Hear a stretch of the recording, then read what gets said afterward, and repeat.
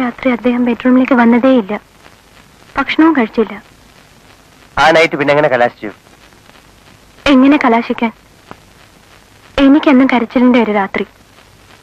അദ്ദേഹം ഉറങ്ങിയിട്ടില്ലെന്നാ തോന്നുന്നത്. നേരം വെളുക്കുന്നവരെ അവിടെ നടക്കുന്ന ഇരിക്കുന്നൊക്കെ കേൾക്കാമായിരുന്നു.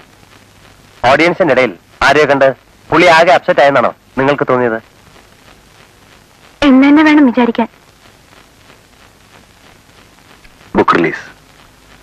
പിന്നെയും എനിക്ക് സംശയം ബാക്കി നിൽക്കുന്നു. അത് അവൾ തന്നെയാവുമോ?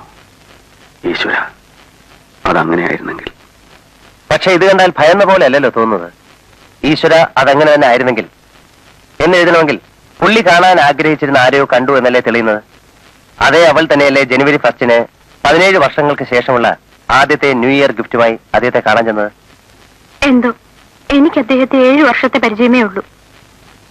അതിനു മുമ്പത്തെ കഥകളൊന്നും ഞാൻ ചെയ്യാൻ പോയിട്ടില്ല.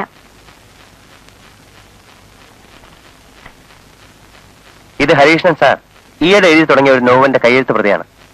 ഏതാണ്ട് 3/4 ഭാഗം വരെ എത്തിയിട്ടുള്ളൂ. കംപ്ലീറ്റ് ചെയ്യാൻ പറ്റിയിട്ടില്ല. പേരൊന്നും ആയിട്ടില്ല. വായിച്ചിട്ടുണ്ടോ ഇത്? ഇല്ല.